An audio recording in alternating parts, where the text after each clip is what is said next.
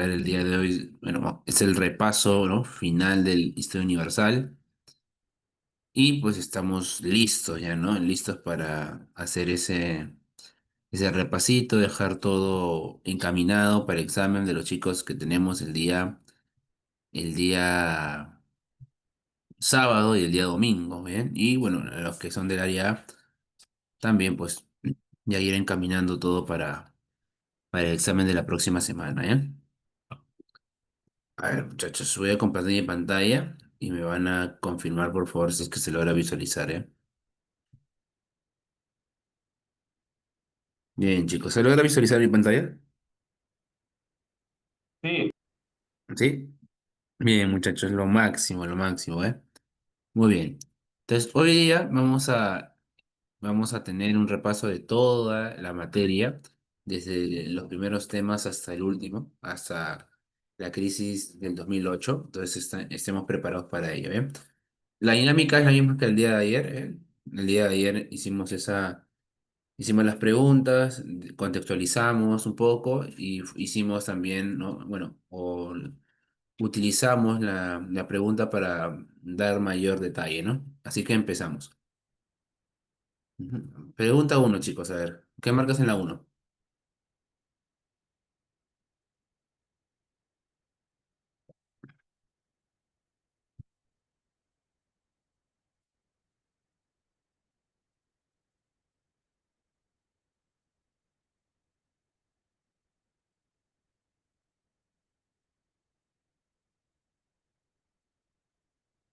A ver,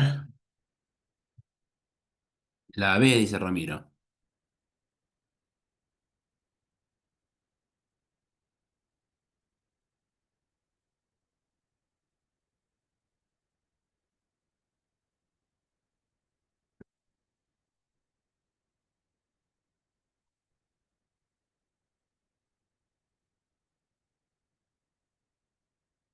La B también, a ver, dice. Dice, a ver, leamos la pregunta. En un yacimiento arqueológico se hallan semillas y piedras con huellas de combustión concentradas en un área delimitada junto a herramientas líticas bifaciales. Desde la perspectiva del proceso de hominización, qué interpretación es más coherente? Ya se hallan semillas y piedras con huellas de combustión en un área delimitada. Los homínidos conocían el fuego, pero solo de manera accidental. No, o sea, si fuese de manera accidental, no estaría en un área determinada, ¿no? No estaría en un área delimitada, estaría en todo el área, ¿no? En toda la naturaleza, ¿no? O sea, si está en un área delimitada, significa que los pobladores conocían el fuego, ¿no? Sabían utilizar el fuego. Entonces hay que tener muy en cuenta eso, ¿no? La presencia de combustión controlada indica el uso intencional de fuego por parte del Homo erectus. Esa podría ser, ¿no? Se trata de un hallazgo del Homo erectus, primer fabricante de herramientas de piedra. Ya, sí es un hallazgo del Homo erectus, pero no es el Homo erectus el primer fabricante de herramientas, ¿no? Es el Homo habilis. La evidencia corresponde al Homo neanderthalensis, asociado al ritual, a ritos funerarios. Mm, no, ¿verdad? Porque el fuego sí lo utiliza el Homo neanderthalensis, pero no es el primero. En el caso temprano del Homo sapiens vinculado al fuego, no, es la B, ¿no? Tal y como tú lo dices, es la B, ¿no? Chicos, ¿el fuego fue un descubrimiento o fue un invento del ser humano? ¿Descubre el fuego o lo manipula?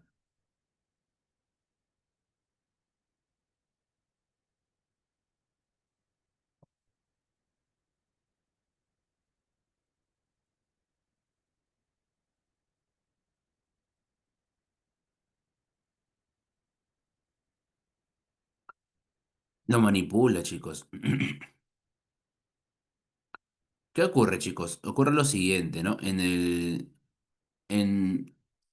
el fuego es algo netamente de la naturaleza, ¿no? El ser humano observa el fuego y lo que hace es manipularlo a su favor, ¿no? Manipularlo a su conveniencia, ¿no? Entonces el fuego, el ser humano lo va a poder lograr, generar, ¿no? O sea, lo genera el ser humano, ¿no? Y esto va a ser fundamental, ¿no? Para que se logre o para que se alcance esa cocción de los alimentos. Y esto va a ser fundamental para poder, ¿qué cosa? Para poder tener un aumento en la capacidad craneal, ¿no? Porque la ingesta de carne cocida va a ser fundamental para el crecimiento del cerebro. Ujú.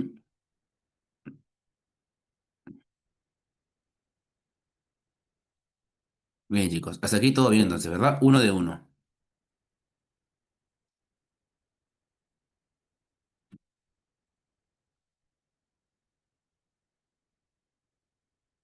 Perfecto. Siguiente, dos. A ver, ¿qué marcamos en la dos?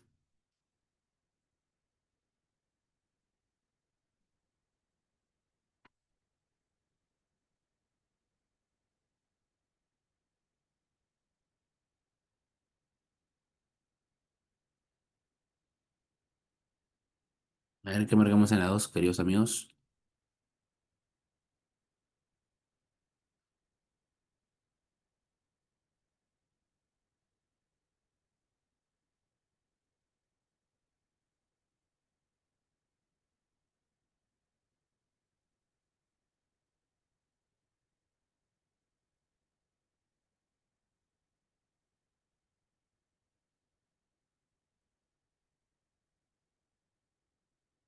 ¿Chicos, están ahí? ¿No se me escucha? La A. Ya, Guillermo dice la A.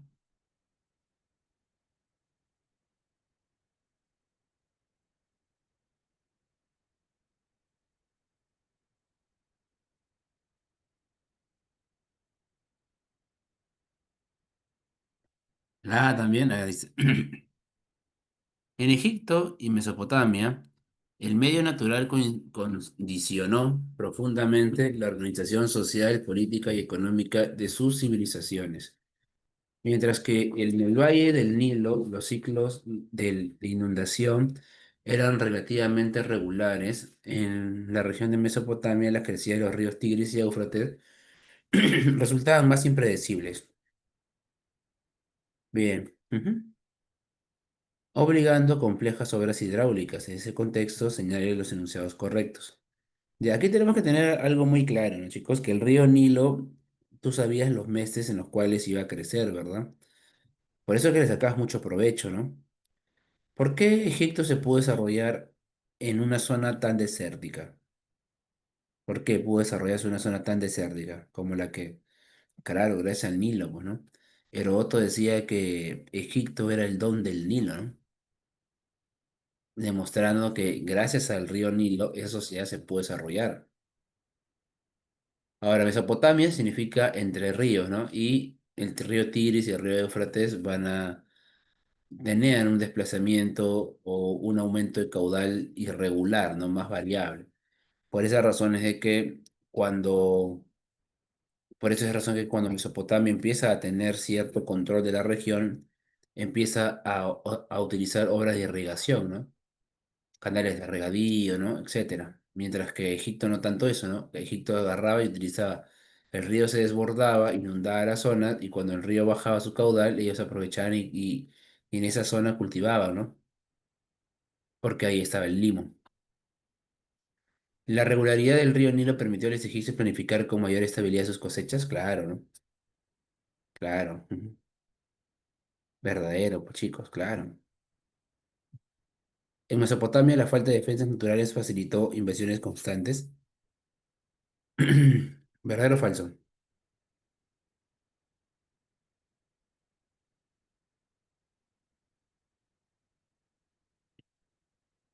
Ujú.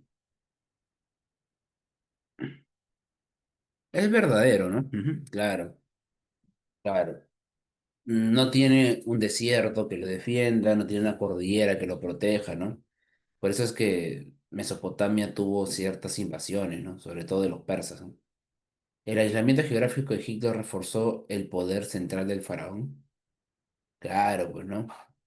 Claro, Egipto estaba alejado de las otras civilizaciones, estaba un poco fuera del lugar, ¿no? Por esa razón es de que Egipto lo que va a terminar generando, ¿no? Es que estén de manera autónoma, al menos los pueblos de Egipto por un tiempo, ¿no?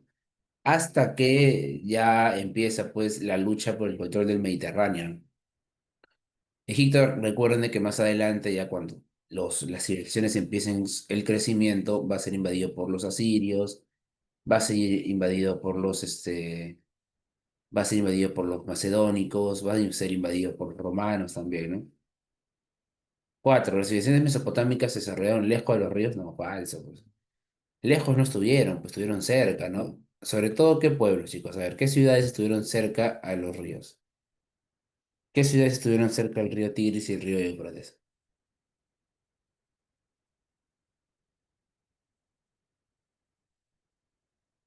Los pueblos sumerios, pues, chicos, ¿no? Los pueblos los sumerios, ¿no? El pueblo de, el pueblo de Akkad, el pueblo de Ur, Lagash, ¿no? Todos esos pueblos que se encontraban cerca a los ríos, ¿no? Así que la clave, chicos, es avión, ¿m? Avioneta. Uno, dos y tres. Creo que es una pregunta sencilla, ¿no?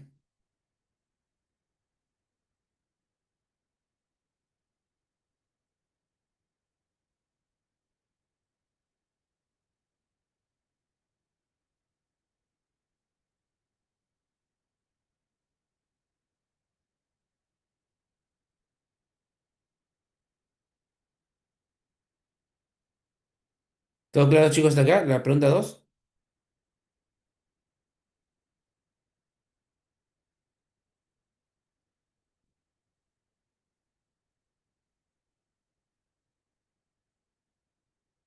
Muy bien, perfecto. Dos de dos, ¿verdad?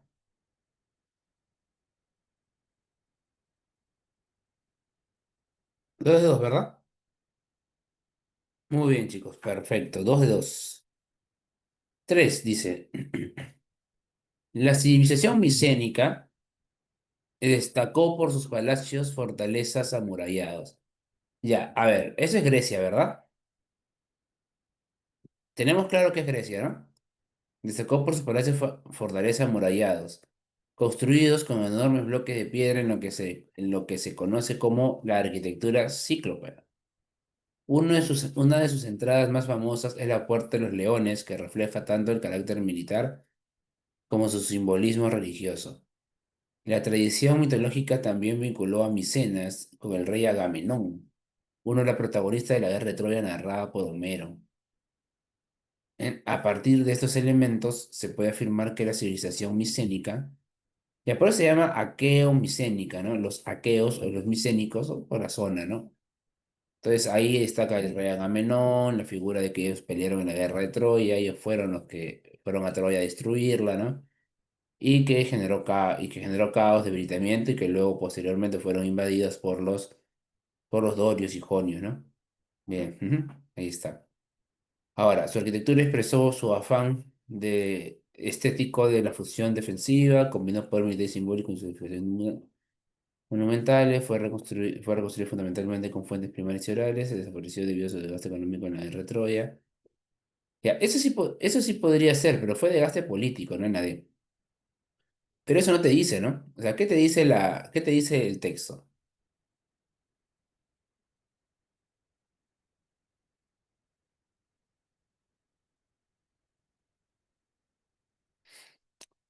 ¿Cuál fue qué es lo que dice el texto? El texto te dice, chicos, de que hay un carácter militar, pero también hay un simbolismo religioso, ¿no? O sea, la clave aquí, chicos, es la B, ¿no? O sea, acá yo te podría decir los saqueos, y los saqueos fueron invadidos por los dorios y jonios, es verdadero, ¿no? Por los pueblos indoeuropeos. Pero el texto no menciona en ningún momento eso, pues, ¿o sí?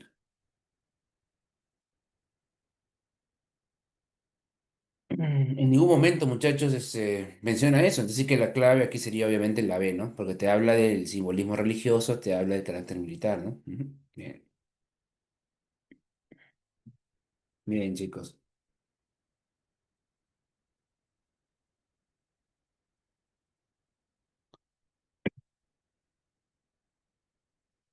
Muy bien, chicos. ¿Todo claro acá?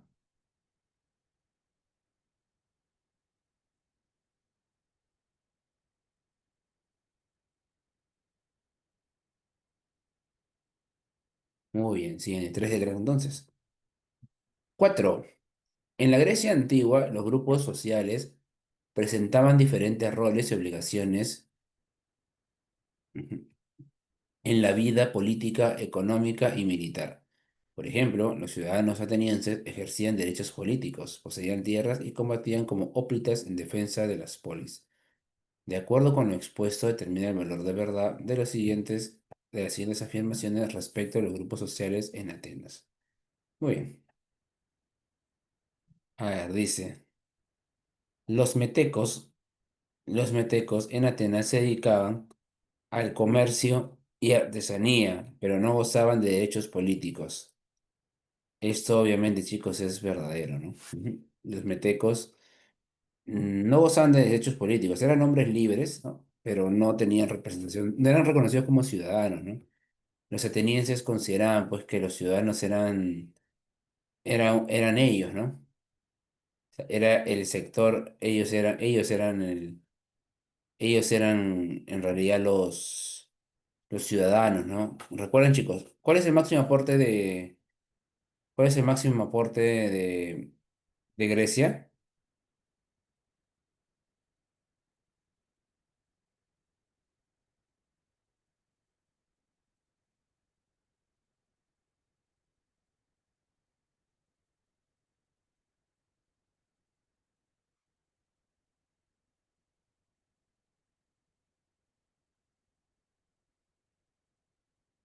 Chicos, ¿cuál es el máximo aporte? La democracia, muy bien, claro, la democracia. Yo te pregunto, la democracia, muchachos, era para todos? ¿La democracia fue para todos? No, pues claramente no, ¿verdad? La democracia no fue para todos, fue muy, para un sector muy mínimo, ¿no? Bueno, en este caso para los ciudadanos, ¿no? Mejor dicho, para un sector muy privilegiado, ¿no? Ujú, bien. Las mujeres tampoco tenían carácter político, ¿no? Tenían figuras políticas, ¿no? Recuerden que las mujeres estaban vinculadas principalmente al tema, chicos, de la labor doméstica, ¿no? Los esclavos atenienses carecían de derechos, aunque en ciertos contextos fueron liberados para servir a la marina. Chicos, los atenienses, el esclavo ateniense carecía de derechos, sí, ¿no? Y sí fueron liberados para servir a la marina o campañas militares, ¿ah? Era, digamos así, los peones, ¿no? Los que van a ir en la primera línea, ¿no? Y pues eran lógicamente las personas que mm, eran, eran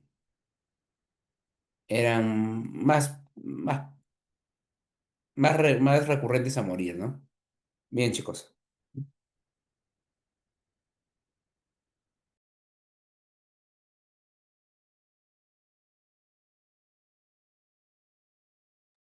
Bien, chicos. Los ilotas en Esparta eran mano de obra estatales, que además de trabajar la tierra, podían acompañar a los hoplitas en funciones militares auxiliares. Claro, ¿no? En Esparta, muchachos, ¿quién era en Esparta, quién era el, o sea, el esclavo? ¿El esclavo tenía un dueño particular? ¿O quién era el esclavo? ¿A quién le pertenecía el esclavo?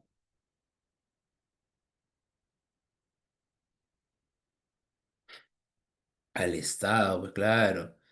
Era al Estado, ¿verdad? Ujú.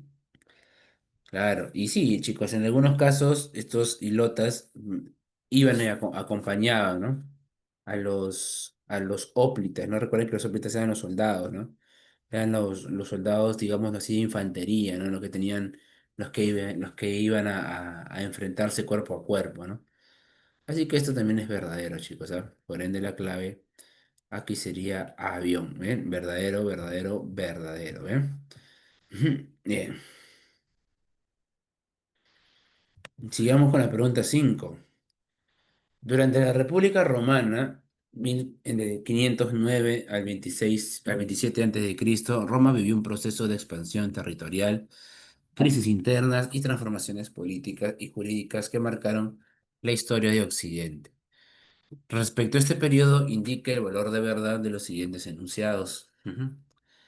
Bien, en este periodo Roma se ordena, ¿no? Roma se termina ordenando. Roma tenía cierto caos en la monarquía, porque en la monarquía hubo problemas entre los reyes etruscos, contra los patricios, ¿no? Sobre todo porque los patricios querían imponer las condiciones del gobierno y los etruscos consideraban que ellos eran los reyes, ¿no? O sea, una disputa de poder en realidad, ¿no? Y esa disputa de poder va a terminar generando, ¿no? Que los patricios busquen acabar bueno, sacar del poder a los etruscos, ¿no? Y lo van a hacer, ¿no? ¿Alguien recuerda cuál es el último gobernante de los etruscos?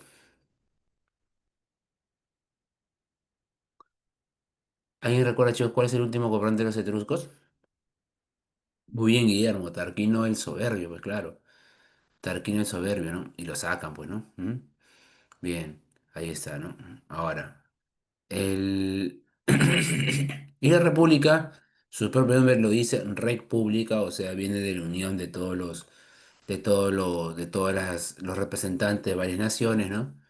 Que va a traer como consecuencia, pues, ¿no? Que las cosas mejoren, ¿no? Que las cosas vayan de mejor forma, ¿no? Y esto genera, pues, chicos, una, mm, un ordenamiento en Roma, ¿no? Efectivamente, un ordenamiento. Bien, chicos. Ahora, dice, las guerras civiles entre facciones políticas y caudillos militares como César y Pompeyo aceleraron el fin de la República. Claro, pues no, chicos. Claro que sí, ¿no? Por supuesto, pues muchachos, hubo enfrentamientos, hubo peleas, ¿no? ¿Alguien recuerda por qué se peleó Pompeyo, chicos, con César?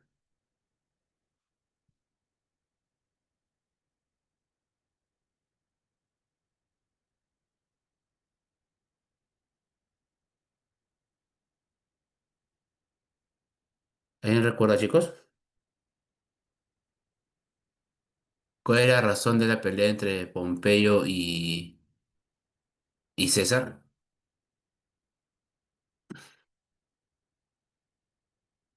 César tenía demasiada influencia, pues chicos. César se había ido a las Galias, había tenido una campaña en las Galias, que bueno, las Galias es actualmente lo que es Francia, y en las Galias obtuvo éxito, pues no tuvo éxito. El tema es de que él no regresó, ¿no?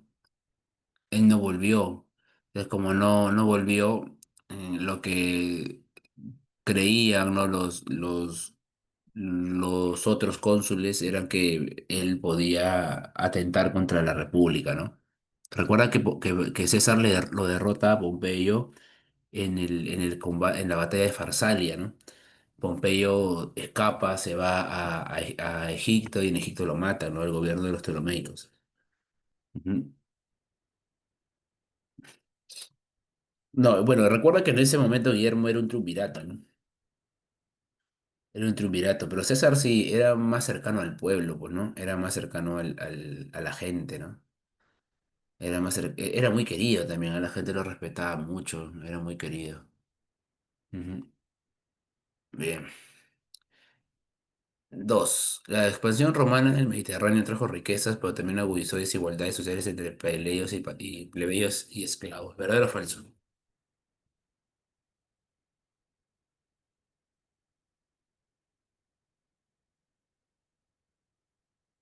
¿Verdadero o falso, chicos? Falso, muy bien, Claudio. ¿Por qué es falso?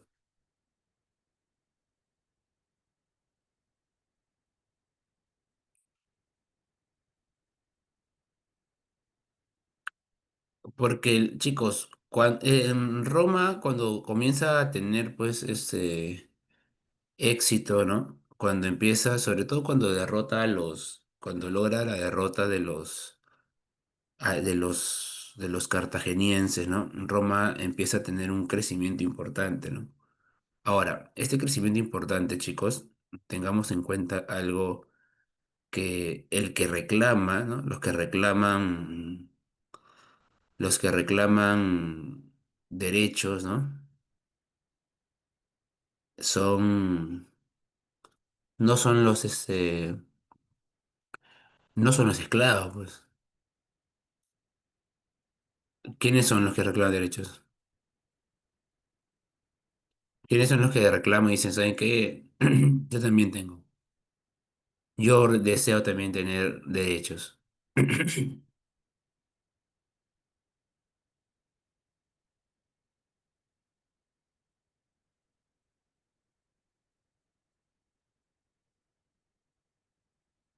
¿A quién, chicos? Al plebeyo, pues el plebeyo exige reconocimiento. El plebeyo es el que dice, yo quiero también tierra, ¿no? Yo también quiero la riqueza, ¿no? Pero claro, pues el único que lo tenía, el único que tenía todo esto era el patricio, ¿no? De con la, con el apogeo de Roma y el crecimiento de Roma, ahí viene pues el pedido, ¿no? El pedido de los plebeyos, ¿no? No es con el esclavo siempre fue marginado en Roma, chicos, ¿ah? Falso. Por eso que el esclavo se sublevaba, pues, ¿no? Quería mejores tratos. Ahí están las rebeliones de Espartaco, por ejemplo, ¿no?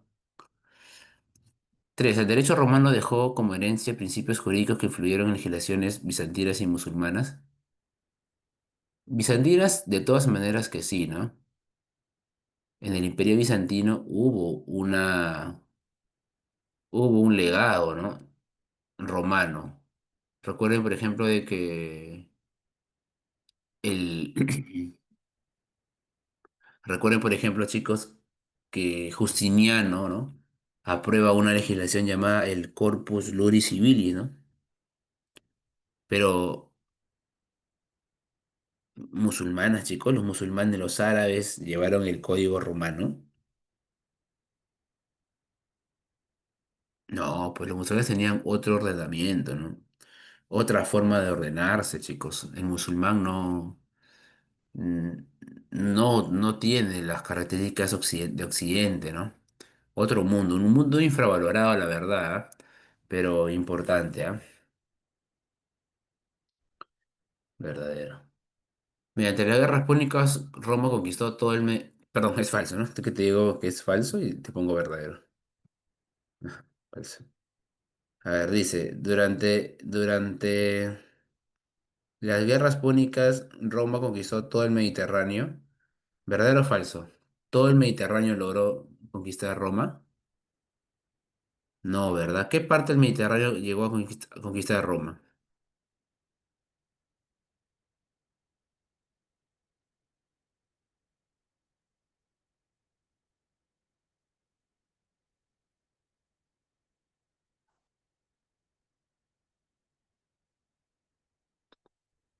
Ya es falso, pero ¿por qué es falso?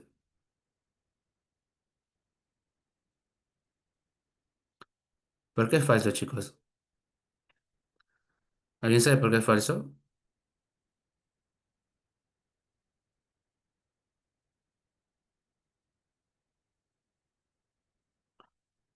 No, porque el control no fue del todo el Mediterráneo, fue del Mediterráneo occidental. Claro, pues no fue de todo el Mediterráneo, chicos.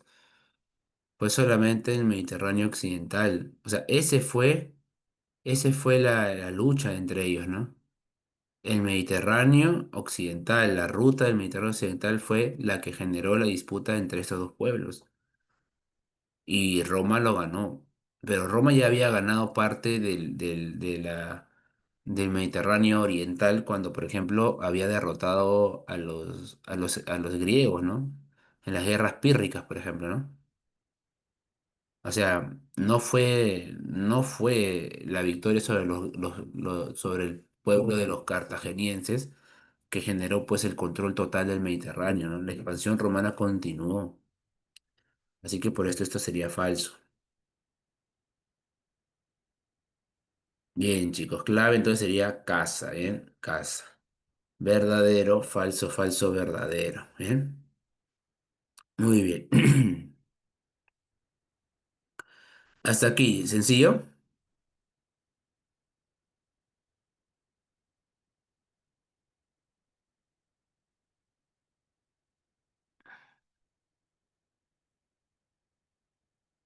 ¿Todo bien hasta acá, chicos? ¿Sencillo? Preguntas, dudas, consultas, algo que no. Todo bien, bien. 5 de 5, chicos. Dime que sí.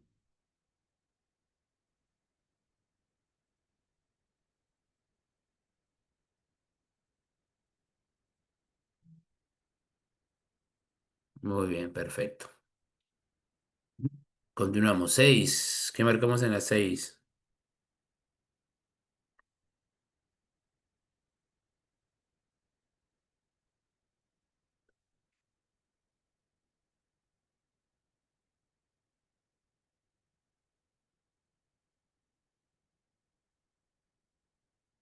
¿Qué marcamos en las 6?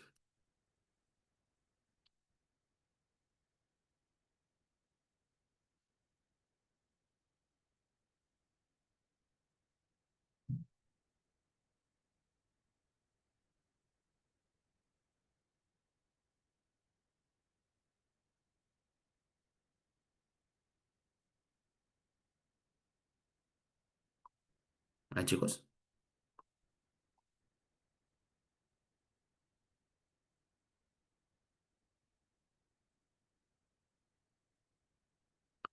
A ver, el reino franco, chicos. A ver, el reino franco es importante. Bien.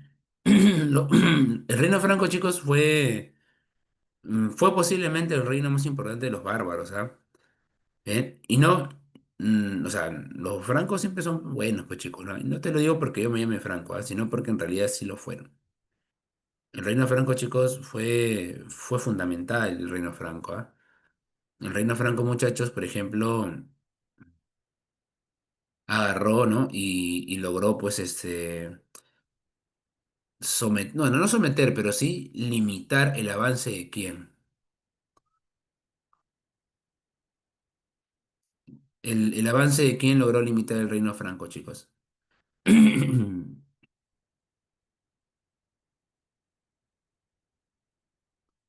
recuerda?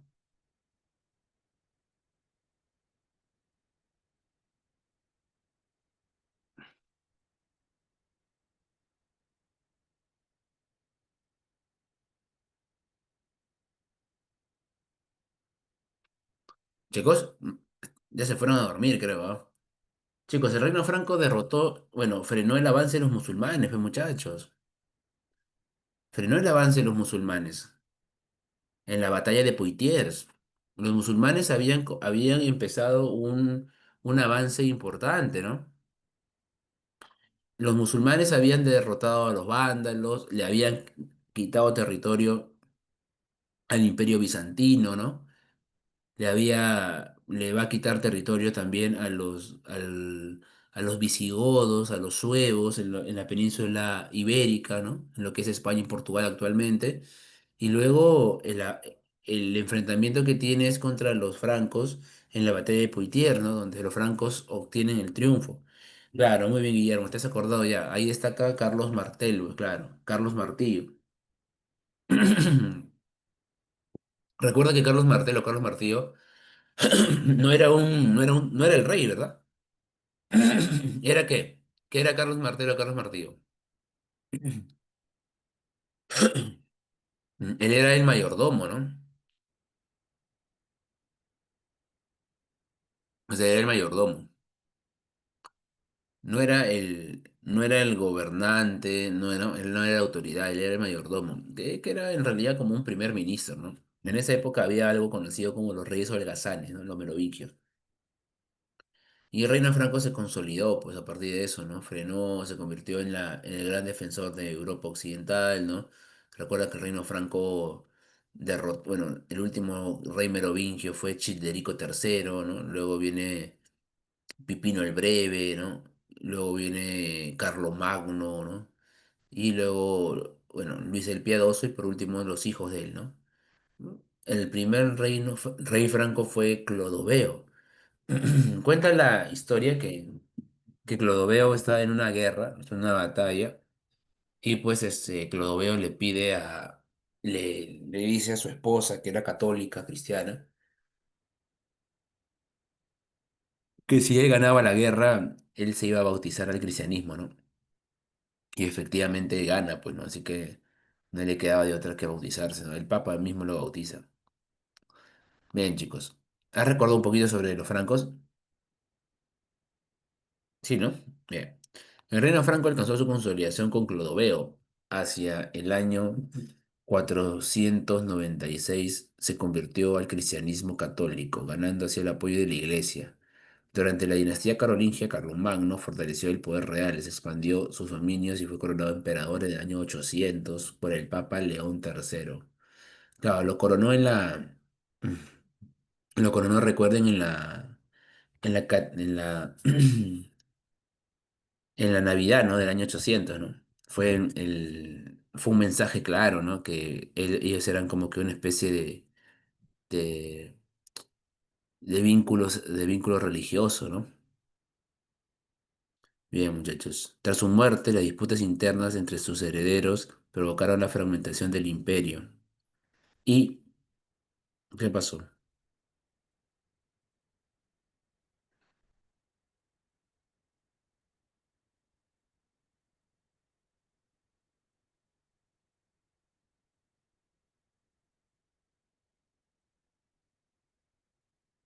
Una vez que cayó, chicos, una vez que cayó el imperio carolingio, que se fraccionó el imperio carolingio, cuál fue la consecuencia?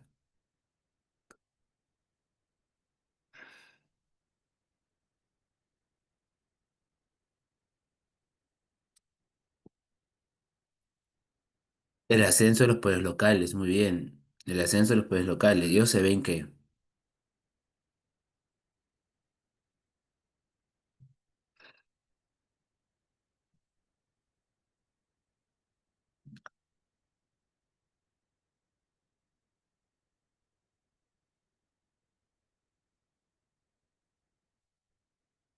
la- mm,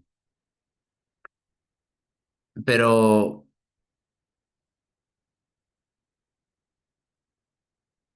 pero eso es más económico, ¿ah? Y lo que te está tratando de contar, amigo Guillermo, es un tema político, ¿no? O sea, aquí no te está... Porque la economía autárquica es cierto, es una característica del feudalismo, pero eso es algo económico, ¿no? O sea, acá te está diciendo que provocó la fragmentación del imperio. Es un tema netamente político. Y el surgimiento de la ruralización es social. Y la economía autárquica es económico. Entonces, ¿cuál sería la clave acá?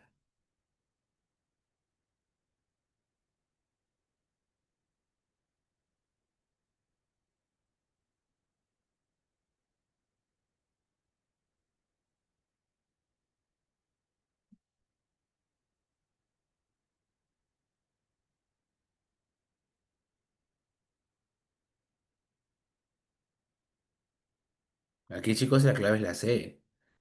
Cuando se fragmenta políticamente el imperio carolingio, se forma, chicos, o se consolida el feudalismo, pues. Un gobierno donde los nobles son los que tienen el mayor poder, donde importa la tenencia de tierras, ¿no? O sea, esa es la consecuencia política, chicos. La fragmentación del imperio trae consigo la consolidación del feudalismo. Bien, muchachos. Ujú. Bien, muchachos. ¿Todo bien acá?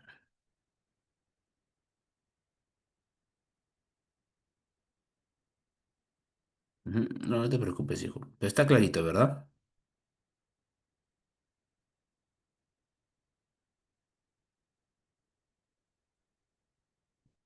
Muy bien. 7. ¿Qué marcamos en las 7, queridos amigos?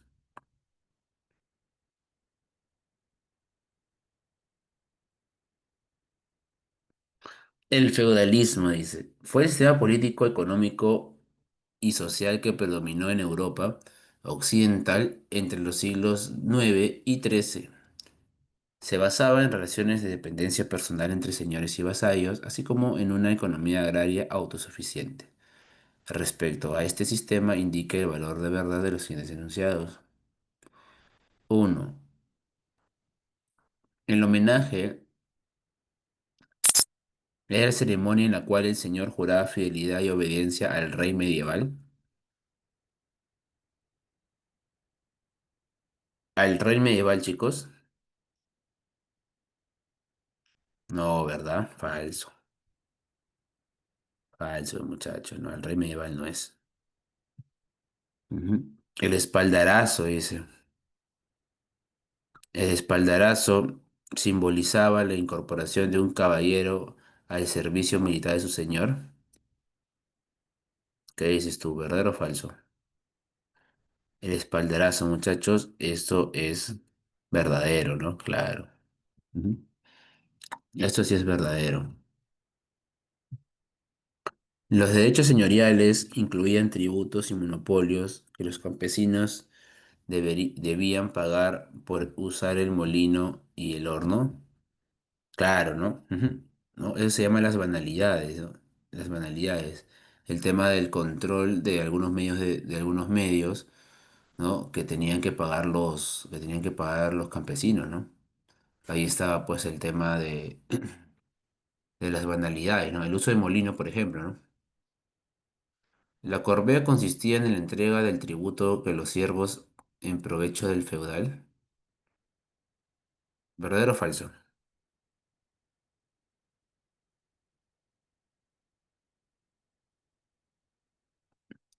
Pero a ver, cuando yo leo, la corvea consistía en la entrega del tributo, o sea, que se pagaba la corvea, o sea, se pagaba con moneda. No, no, pues la corvea no se pagaba con moneda, la corvea era un trabajo. Cuando dices la entrega, cuando se lee la entrega del tributo, suena que le estás dando algo, ¿no? Por la corvea. Le estás dando como algo de valor por la corvea, y la corvea no era eso, la corvea era la obligación que tú tenías de trabajar las tierras del señor feudal. Esa era la corvea. No era entregarle un dinero, no era entregarle algo de valor, ¿no? O sea, era en realidad la corvea la entrega de trabajo, ¿no? O sea, tú tenías que dar y tenías que trabajar, ¿no? Las tierras del señor, ¿no? Ese era el acuerdo. Bien, chicos, así que este enunciado es falso, muchachos. Ujú. Clave, besito, ¿bien? Bien, chicos, ¿está claro esto? Esta pregunta estuvo interesante, ¿ah? La 7. Nos hizo confundir un poquito, ¿no? Nos hizo confundir un poco, pero bueno, del aprendizaje equivocarse, ¿no? ¿Mm? Es parte del aprendizaje, chicos, al momento, pues, de aprender, ¿bien? Ujú. Siguiente. 8. ¿Qué marcamos en la 8?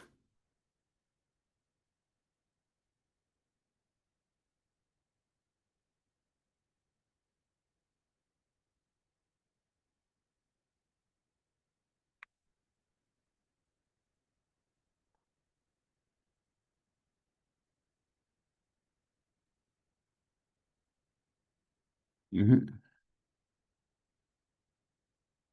¿Qué marcamos, chicos, en la 8? Dice, la peste negra del siglo XIV provocó una mortandad sin precedentes en Europa.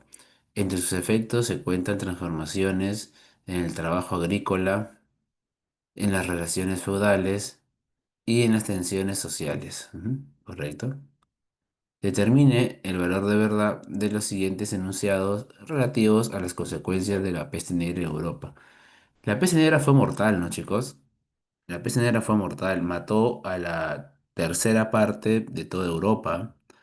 Fue de verdad, chicos, muy, pero muy complicada la peste negra. Ahora, cuando se dio la peste negra, ¿Alguien recuerda cómo se dio la peste negra?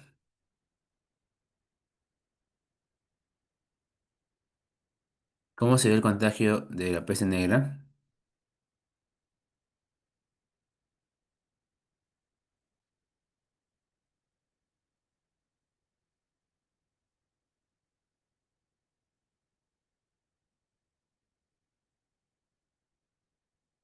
¿Alguien recuerda, chicos? ¿Nadie recuerda? La peste negra se dio a partir de los contagios por el comercio, ¿no? Las ratas y su pulga, que fue la razón del contagio, vinieron en los barcos.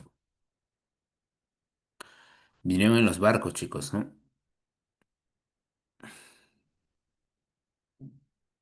Ujú. Hay que tener en cuenta eso, ¿no? Bien, ahí está. La fuerte reducción poblacional debilitó las estructuras del feudalismo. Verdadero, ¿no? Ujú. Sí, sí debilitó las estructuras del feudalismo, porque obviamente la gente empezó a contagiarse y empezó a morir, ¿no? Aunque en realidad la enfermedad vino por los puertos, ¿no? Pero sí, también comenzó a golpear pues a la población del campo, ¿no? Se generó un alza de los salarios por la escasez de trabajadores. Claro, pues si había tantos muertos, la gente, si había poquísima, ¿no? Esta es oferta y demanda, ¿no? Había poquísima gente que podía trabajar, entonces los trabajadores sacaron provecho de eso y comenzaron a cobrar más, ¿no? Verdadero. Ujú. Las persecuciones contra minorías como los judíos disminuyeron notablemente. No, esto no está relacionado. La crisis demográfica incentivó revueltas campesinas en varias regiones, claro, pues, por supuesto, ¿no? Chicos, la gente no sabía qué pasaba, ¿no? Había malestar, ¿no? Había temor, ¿no? ¿Sabes qué también? Que mucha gente lo fue ligando, pues, esta enfermedad, estas muertes a Dios, ¿no? Empezó a haber una idea de que algo estaba relacionado a Dios, ¿no? ¿Mm? Pero si mal no me equivoco, culparon. No, en realidad culparon a los asiáticos, ¿no? A los mongoles también, ¿no?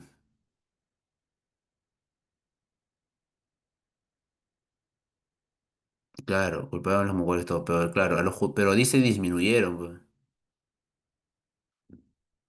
Claro, al asiático se le culpa, pues, porque viene de allá, ¿no? Y el asiático del cercano oriente venía, pues, de los pueblos, muchos de ellos eran judíos, ¿no? Y no disminuyeron, por el contrario, los sacaron, ¿no? Los botaban, ¿no? La gente no quería saber nada de esa gente, de la región de Asia, ¿no? Porque creían que ellos eran los que habían traído la enfermedad. Había en realidad un gran desconocimiento, pues, chicos, ¿no? Es como tú en la época de pandemia, ¿no? En la época de pandemia tú no le querías dar la mano ni a tu mejor amigo, ¿no? Ni a tu familia le querías dar la mano, ¿no? Tenías miedo, pues. Claro, pues, ¿no? De lejos nomás saludabas, ¿no? Entonces, en la peste negra pasó igualito, pues, ¿no? Claro, las minorías que se les responsabilizaba, ¿no? A los asiáticos, ¿no? A los mongoles, a los judíos, ¿no? A la gente que venía del cercano oriente, no disminuían, por el contrario, los botaban más, pues, ¿no? Los expulsaban, los buscaban, ¿no? Para poderlos sacar. Ujú. Así que no disminuyó, ¿no? Por el contrario, aumentaron, ¿no? Aumentó esa molestia, ¿no? Hacia ellos, ¿no? Así que la clave es la A, chicos, ¿eh? Bien, ¿está clara hasta acá?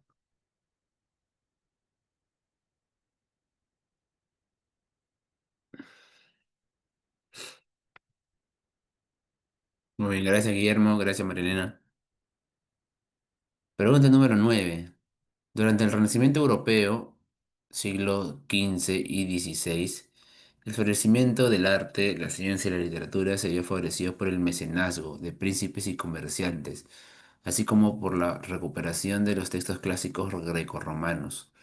Las diferencias respecto de la Edad Media se reflejaron bueno, el Renacimiento, claro, ¿no? Es el arte, ¿no? Es el humanismo reflejado en el arte, ¿no? Importante ello. Recuerda que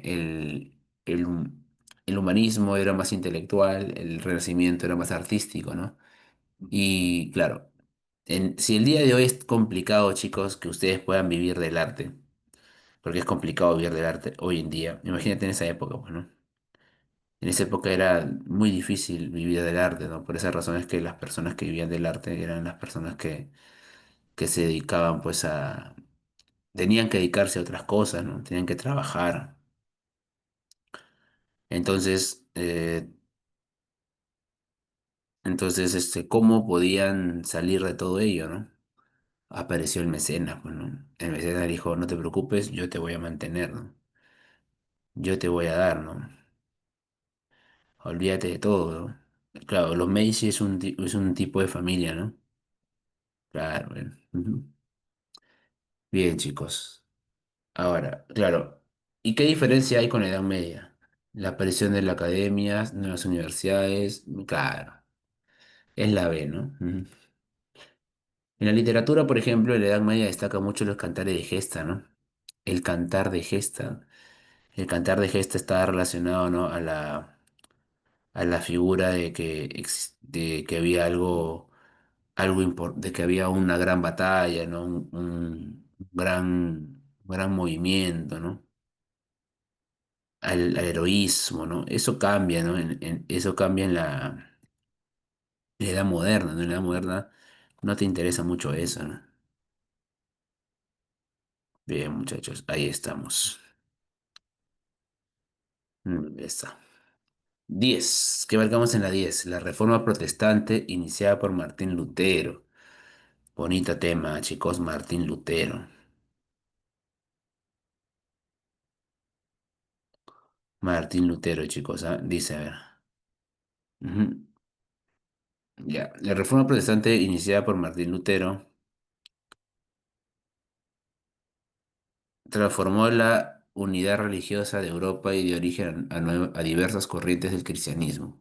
Respecto a este proceso y a las diferencias entre las iglesias protestantes, identifique el valor de verdad de los siguientes enunciados.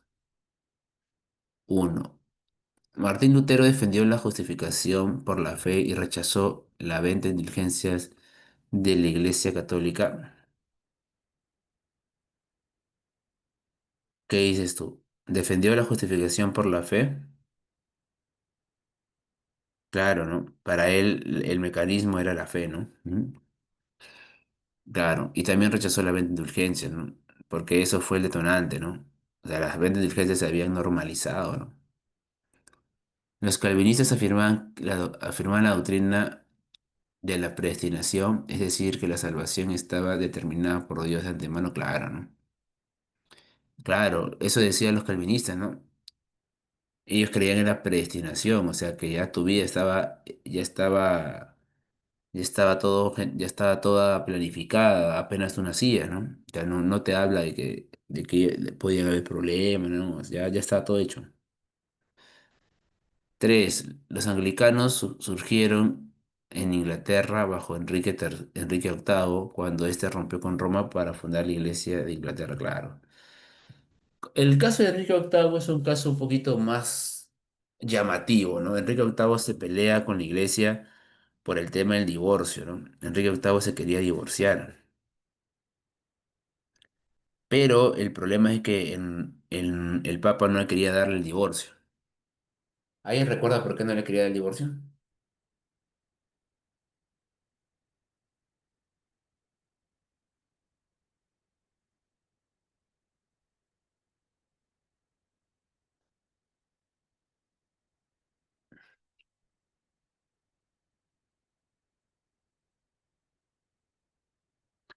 ¿Alguien recuerda, chicos, por qué no le quería dar el divorcio?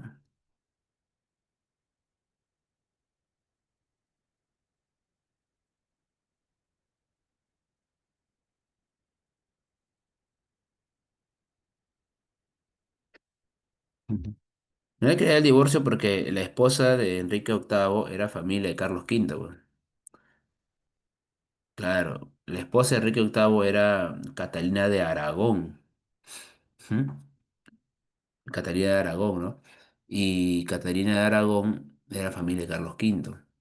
Entonces, si, si el Papa le daba el divorcio a Enrique VIII, posiblemente Carlos V no lo hubiese tomado a bien. Y recuerda que en esa época Carlos V era el que estaba ayudando a la iglesia contra Martín Lutero, ¿no? Bien, entonces por esa razón es que lo terminan, le termina rechazando y él termina y él termina aceptando. Bueno, Enrique VIII no se hizo problema. Enrique VIII dice, no, no me quieres aprobar el divorcio, creo mi propia iglesia, ¿no? Y me divorcio, ¿no? Ujú. Todas las iglesias protestantes aceptaban la autoridad suprema de los líderes pastorales como jefe como jefe espiritual de la cristiandad. No, ¿verdad? Todas las iglesias protestantes aceptaban la autoridad suprema de los líderes pastorales como jefes, no, falso. Ujú. O sea, el jefe supremo del anglicanismo fue Enrique VIII, ¿no? Eso fue en la famosa, eso ocurrió en la famosa acta de supremacía, ¿no? Pero no fue así en todos lugares, ¿no? Bien, chicos, continuamos. Clave de la 10 avión. 11, ¿qué marcas en la 11?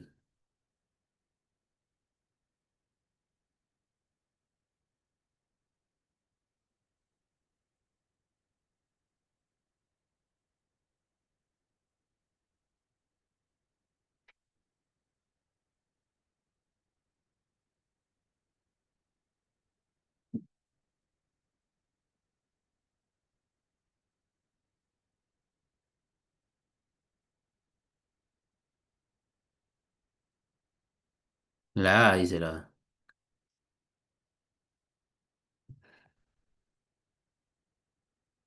A ver, dice, durante la década de 1770, los colonos de Norteamérica reaccionaron con resistencia ante las políticas fiscales y comerciales impuestas por Gran Bretaña, como los Actas Townshend y el TIA-AP, que intensificaron el descontento previo por la imposición de impuestos sin representación. Teniendo en cuenta este contexto, indique el valor de verdad de las acciones enunciado ya. Netamente con las 13 colonias, ¿verdad? Uno. Los colonos consideraban ilegítima cualquier ley aprobada por el Parlamento británico sin su consentimiento directo, claro, verdadero. Y esto es lo que ellos reclamaban, ¿no? O sea, lo que los colonos reclamaron siempre fue querer tener participación en el Parlamento, ¿no? Eso pedían los colonos, ¿no? Es más, Washington menciona que si Inglaterra que si Inglaterra hubiese permitido, ¿no? que ellos tuviesen un representante en el Parlamento, posiblemente en ningún momento se hubiese dado la guerra, ¿no? Porque los colonos eran muy leales a Inglaterra, ellos se creían ingleses, ¿ves, muchachos? Bien, por eso les costó tanto romper, ¿no? Recuerda, por ejemplo, que cuando se convocó el primer Congreso de Filadelfia, no querían que declarara la guerra, ¿no? Rompieron relaciones comerciales para luego negociar, ¿no? Pero no rompieron directamente con Inglaterra. Bien, dos, la resistencia colonial incluyó boicots comerciales y la organización de asambleas locales para coordinar acciones, claro, ¿no? Ujú. El boicot puede ser considerado, por ejemplo, el tema de el motín de Boston, ¿verdad? Y las asambleas, ¿no? Los congresos que se dieron, ¿no? Ujú. Bien. Tres, Gran Bretaña sostenía que los colonos podían rechazar impuestos si así lo decidía su gobernador en América. O sea, ¿los colonos crees que podían rechazar los impuestos así como así?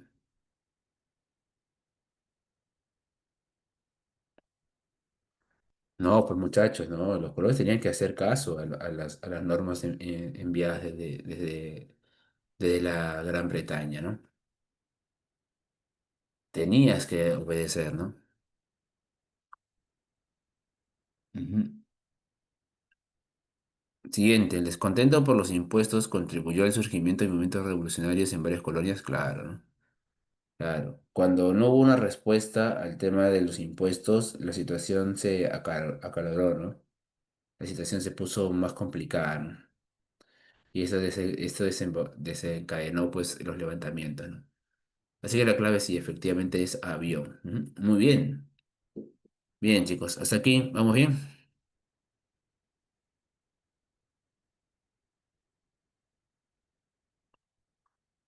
Muy bien, chicos, muy bien. Ujú.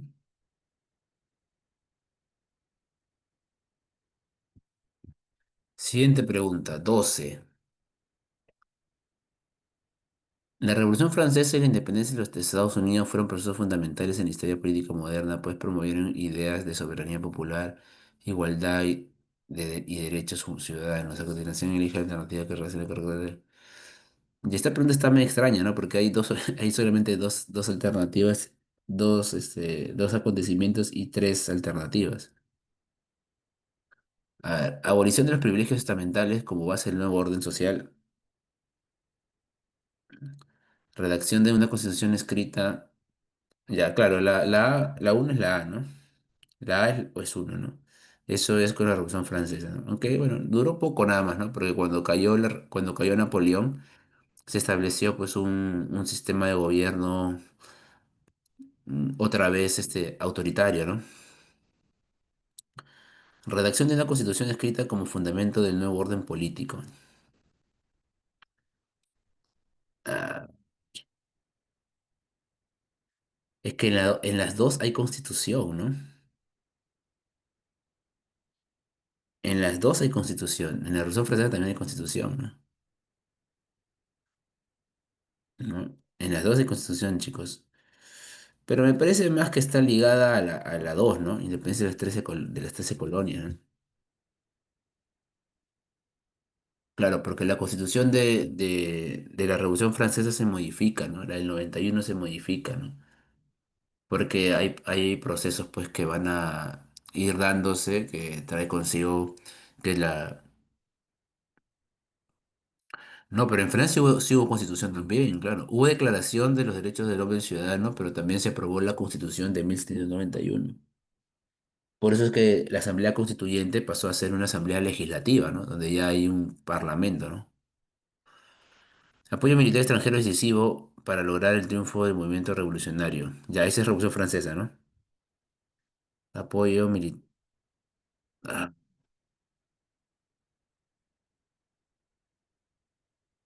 No, sería 13 colonias, ¿no? Apoyo militar extranjero decisivo para lograr el triunfo del movimiento revolucionario.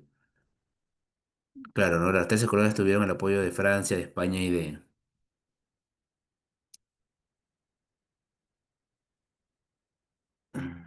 Sí, ¿no? Claro, Estados Unidos contó con el apoyo de Países Bajos, de España y, y de Francia, ¿no?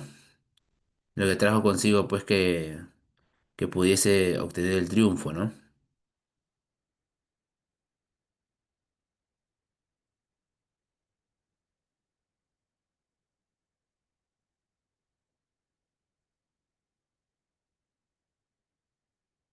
Bien, chicos. Ujú. ¿Cuál sería la clave entonces?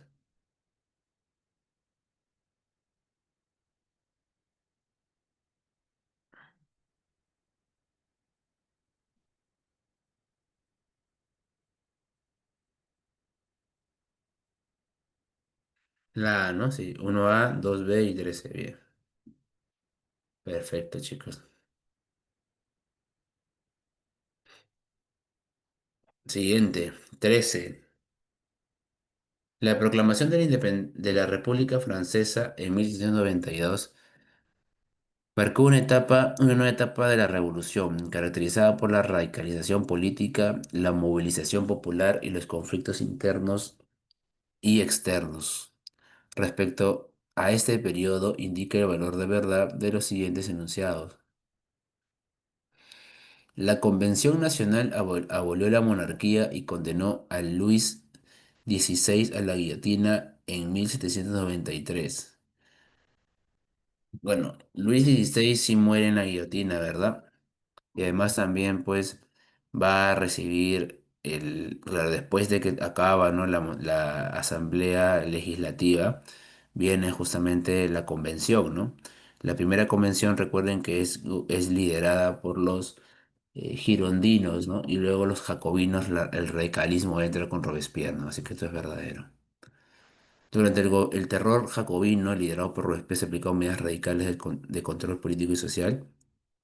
Verdadero, ¿no?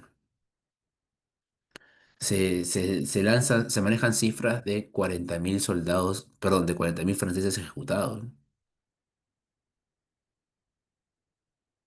40.000 franceses ejecutados en esta época, chicos, ¿ah? Caótico, pues sin lugar a dudas, ¿no? La Constitución del año 1, 1793, instauró el sufragio universal masculino, aunque nunca llegó a aplicarse plenamente, verdadero. Claro, porque hubo pugnas, peleas, ¿no? En realidad la Constitución como tal no es que se aplicara al 100%. Cuatro, el directorio representó la etapa final de la República Revolucionaria. No, el que puso fin a la República Revolucionaria fue el consulado, gobierno de Napoleón, ¿no? Napoleón Bonaparte puso fin a esta etapa cuando él se coronó emperador en la Catedral de Notre Dame, donde se puso él mismo, pues cuando él mismo se puso la corona, ¿no? Demostrando que él tenía mucho más poder, ¿no? Clave de la 13, chicos, avión. Avión. Bien, muchachos. ¿Vamos bien hasta acá? Sí. Muy bien, Guillermo, gracias, hijo. Lo máximo. Bien. 14. Durante el gobierno de Napoleón Bonaparte como emperador de los franceses se consolidó un régimen autoritario con ambiciones imperiales. Respecto a las medidas y acciones de su gobierno, señale. Implantación de un sistema de administración y justicia inspirado en el Código Civil Napoleónico. Sí, ¿no? Ujú. Él aprobó un Código Civil, ¿no? Que fue el gran legado napoleónico, ¿no? Donde se aprobaban pues todo ese ideal que tenía el burgués, ¿no? Se aprobó el divorcio, se aprobó la libertad individual, la propiedad privada, ¿no? O sea, todo aquello que el burgués estuvo solicitando durante toda la revolución se aprobó acá. Ujú. Establecimiento de un aparato estatal liberal, descentralizado, en base a los departamentos. Chicos, un aparato estatal liberal, Napoleón liberal. No, ¿verdad? No. Napoleón se convirtió en un imperio, su gobierno, ¿no? Él tenía, pues, las leyes, ¿no? Recuerda que en el consulado habían tres cónsules, pero Napoleón podía aprobar leyes sin necesidad de consultarle a los otros cónsules, ¿no? Pues Napoleón tuvo mucho más poder, pues, chicos, ¿no? Así que esto es falso. 3. Restricción de la libertad de prensa, control estricto de la vida política y, prohibió sindicatos.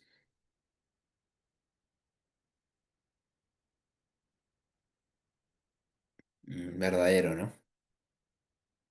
No. Sí, no, Napoleón. mm, restricción de la libertad de prensa, sí. No la eliminó, ¿no? Pero sí hubo una restricción. Sí hubo una restricción de eso, ¿no? Sobre todo en la etapa imperial, ¿no? Ujú, bien. Conquista de varios territorios europeos enfrentándose a coaliciones financiadas por Austria.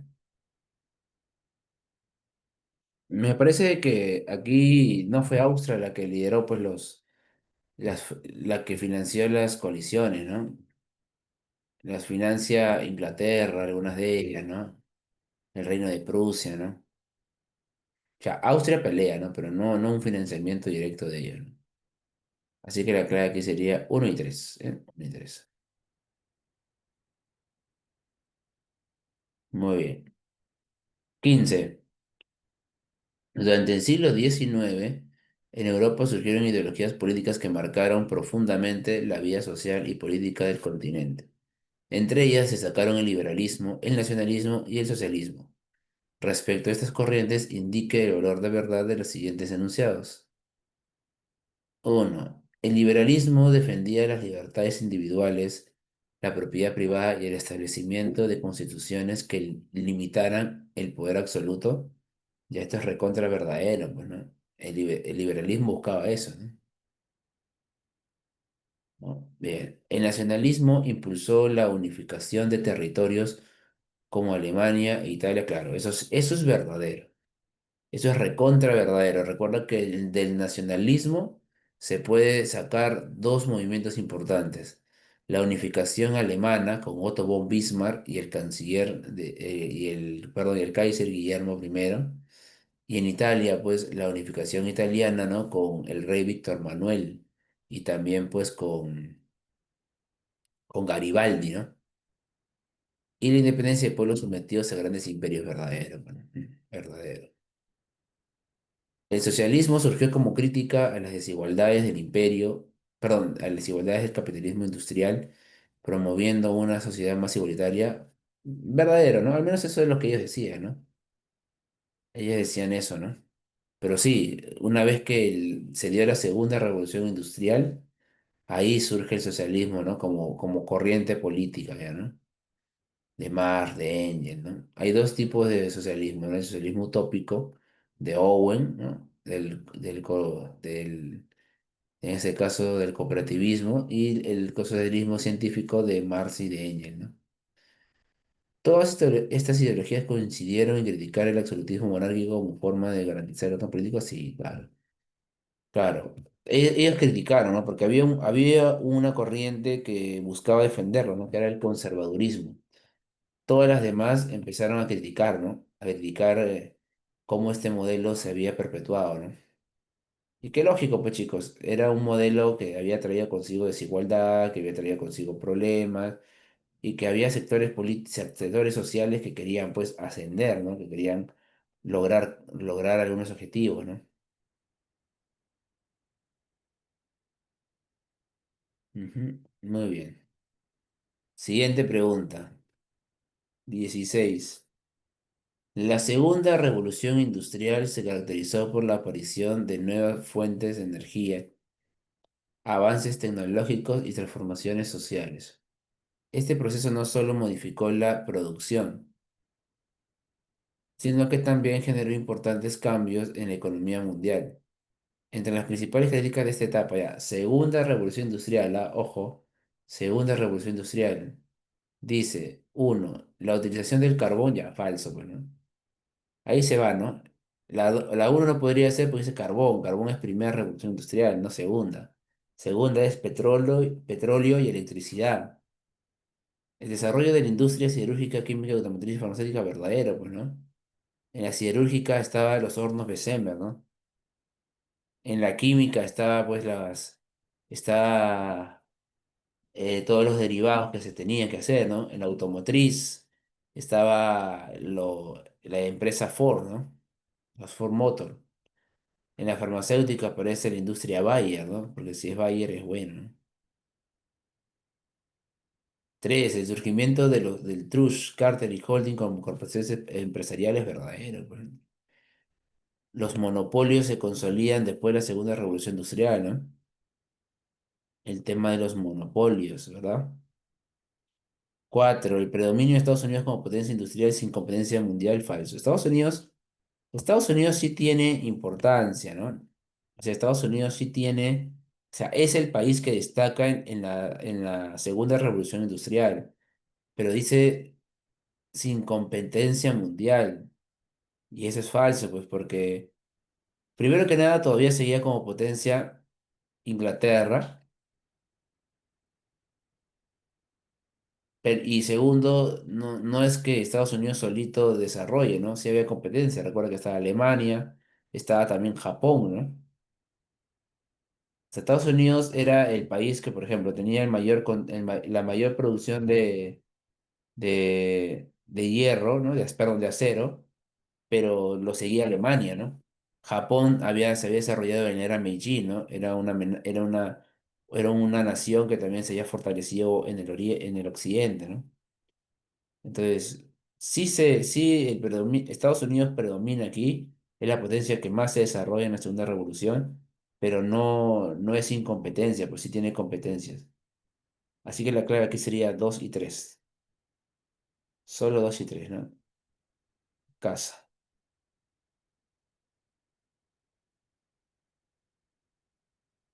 17. A ver, dice, el imperialismo de fines del siglo XIX fue impulsado,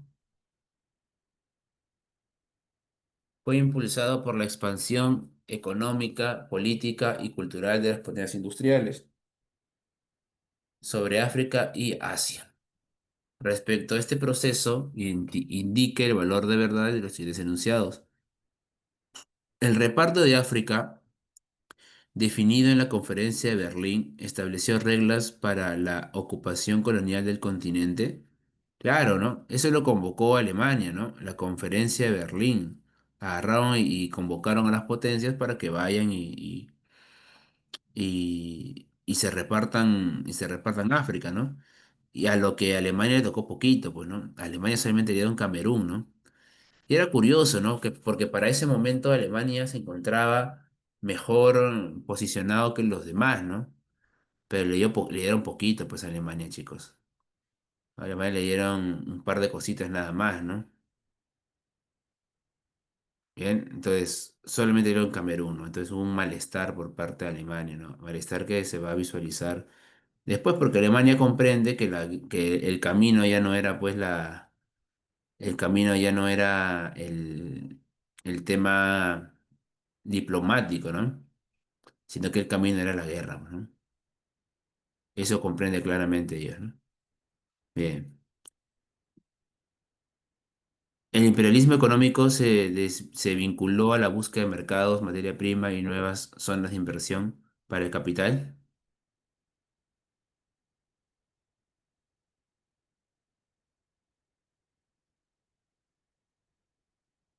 Claro, verdadero, pues chicos. Claro, verdadero.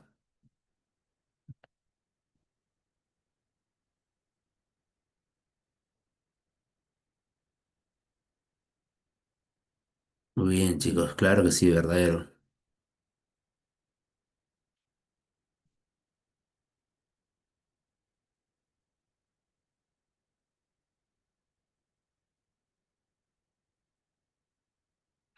Muy bien. El imperialismo también se justificó con teorías raciales y de ritmo social que defendían la supuesta superioridad de Europa. Verdadero, pues muchachos. Supuestamente la superioridad de la raza blanca, ¿no? Acá había una idea concreta, chicos. O sea, era la raza blanca la que llevaba la prosperidad, ¿no? Así se justificaba esto. Habían imágenes, muchachos,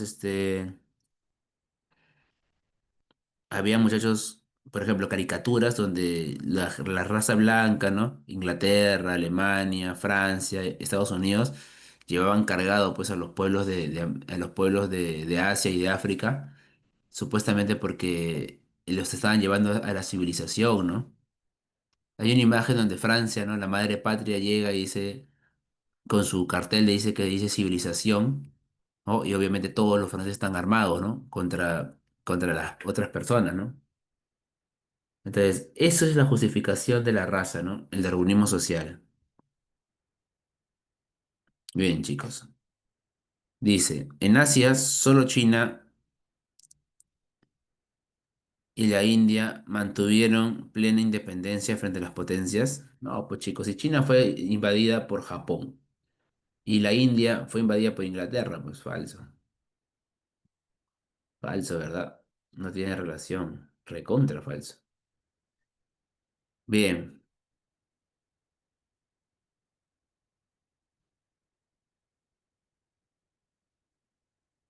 Bien, muchachos. Así que la clave aquí es la A.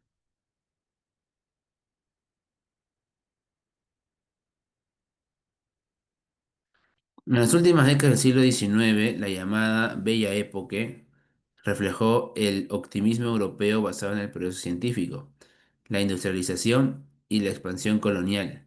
El ideal de la modernidad se vinculaba a la fe en la técnica y a la capacidad del hombre para transformar la sociedad. Predominaba entonces la idea de que, ya chicos, ¿cuál es la idea acá?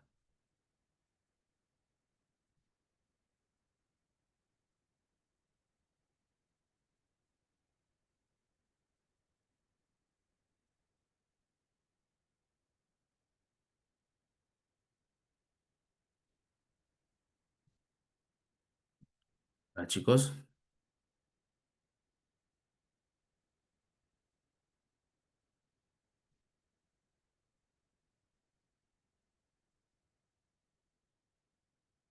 claro, pues, o sea, la idea aquí era, muchachos, de que los, los, la tecnología traía consigo, chicos, el progreso, ¿no?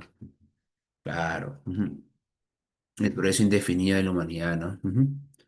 Muy bien, muchachos, así, efectivamente, aquí la clave es la A, ¿no? Esa es la bella época, ¿no? O sea, la bella época coincide con el, con la paz armada, ¿no? O sea, coinciden esos dos momentos, ¿no? La bella época y la paz armada, ¿no? Que son en este caso, muchachos, momentos en los cuales hay cierta estabilidad, cierta tranquilidad, ¿no? Pero que se están preparando para el conflicto. Entonces, hay también un resplendor cultural, ¿no? Un avance cultural, ¿no? Que ya no se va a volver a ver después, ¿no?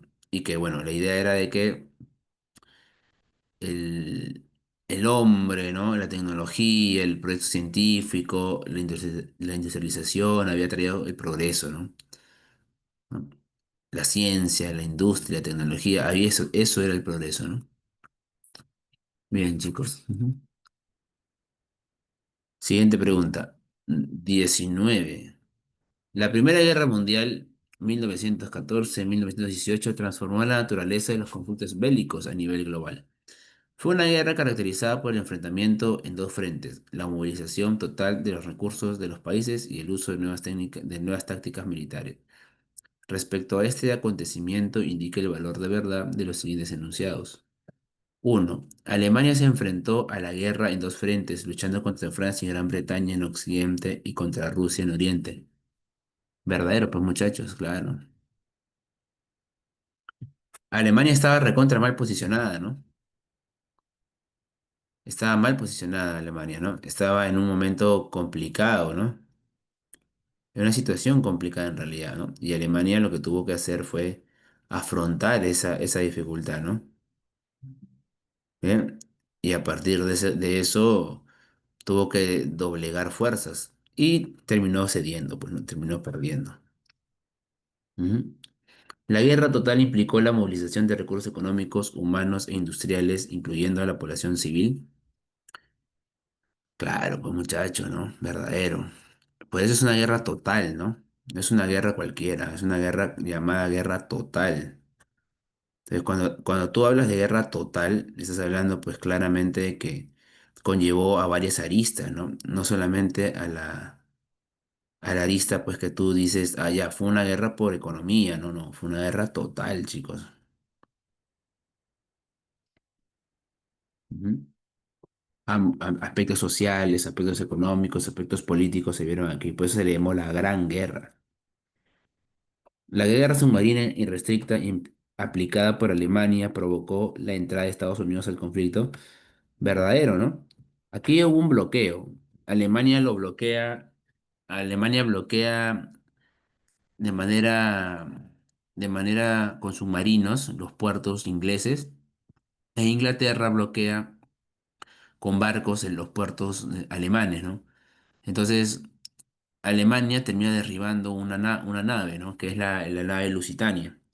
Nave que traía tripulación norteamericana, razón por la cual los norteamericanos se enojan, ¿no? Pero ese es un pretexto, chicos, ¿ah? Y tú sabes que es un pretexto porque en realidad la, la nave Lusitania se estalló, se derrumbó, chicos, en el año 1915. Y, y Estados Unidos entra recién al enfrentamiento en el año 1917. O sea, fue después, ¿no? Fue mucho después, ¿no? Ujú, bien,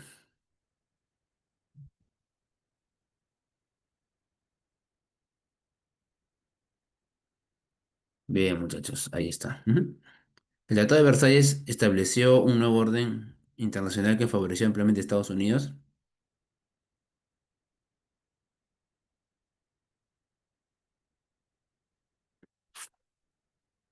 Favoreció ampliamente a Estados Unidos.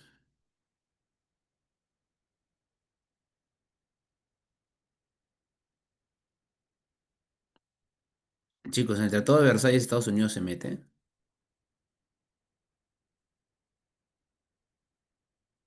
No, pues muchachos, en el Tratado de Versalles Estados Unidos no se mete. El Tratado de Versalles lo impone Inglaterra y Francia porque ellos aducen de que la guerra la pelearon ellos, pues, ¿no? Que los frentes fueron ellos, ¿no? No que no mencionan de que el enfrentamiento fue por tal o tal razón, ¿no? Ellos dicen, nosotros peleamos la guerra, nosotros nos comimos el pleito, nosotros somos los que nos tenemos que, que enfrentar, ¿no? Los que tenemos que ir al frente, ¿no? Nosotros, porque recuerden de que, por ejemplo, Alemania se rinde porque el presidente de Estados Unidos, Wilson, ¿no? Le entrega supuestamente los puntos de rendición, ¿no? Le entregan los famosos 14 puntos de Wilson, en los cuales hay condiciones para que Alemania se rinda. Pero el problema, chicos, es de que Alemania se rinde y cuando se va a los acuerdos de París, le dicen, no, Estados Unidos no tiene nada que ver en este asunto, ¿no? Este asunto es netamente europeo, ¿no? Bien, chicos, así que la clave aquí es avión, ¿ya? Avión. Claro, a ver, Estados Unidos se beneficia no por el Tratado de Versalles, se beneficia porque las economías de europeas se debilitan, pues, no por el Tratado de Versalles como tal. Bien, chicos. Chicos, regálame un minuto, por favor, te dejo con la 20. Regálame un minuto, ¿sí? Si fueras tan amable.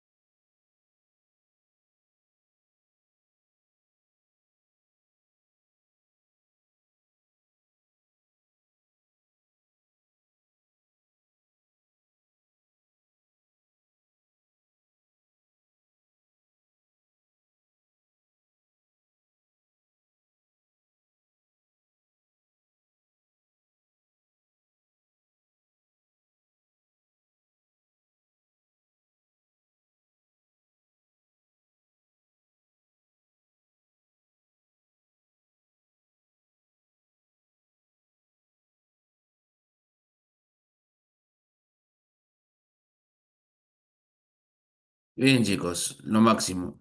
Vayamos a la pregunta 20. Pregunta que creo que no está tan complicada. ¿Eh? La violencia no es inmoral y hasta es moral a veces. Nosotros negamos a nuestros enemigos el derecho a protestar contra nuestra violencia. Comparada a la cometida en los años 1919 y 1920 o la ejercida por los bolcheviques en Rusia, donde 2 millones de personas fueron ejecutadas y otras 2 millones encarceladas, nuestra violencia es un juego de niños. Por otra parte, la violencia es eficaz. El párrafo hace alusión a un discurso. Ujú. Ya, ¿quién le dice? Ya, a ver, está diciéndote que está criticando la violencia de Lenin, ¿verdad? Obviamente eso tiene que ser el fascismo, ¿no? O el nazismo, uno de los dos. Pero la clave sería la C, ¿no? Utilizar la violencia política contra el avance del socialismo, ¿no? Claro. Eh, Chicos, si bien es cierto el fascismo era anticomunista, ¿no? Se parecía mucho en algunos sectores políticos, ¿ah?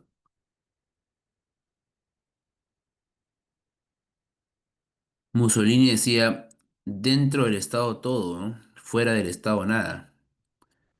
Eso se puede sobreentender, ¿no? De que para Mussolini, ¿no? El Estado tenía que controlar todo, ¿no? ¿Y quién propone eso? Que el Estado controle todo.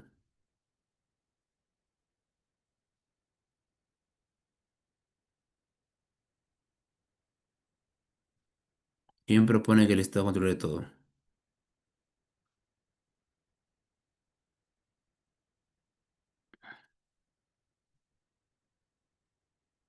El socialismo, pues chicos, ¿verdad?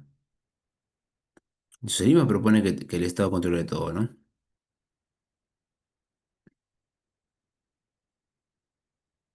Muy bien. Siguiente pregunta. En septiembre de 1939, Alemania invadió Polonia usando la estrategia de la guerra relámpago, Blitzkrieg, basada en la rápida coordinación de tanques, artillería motorizada y aviación. En pocas semanas, Polonia fue derrotada y repartida entre Alemania y la Unión Soviética.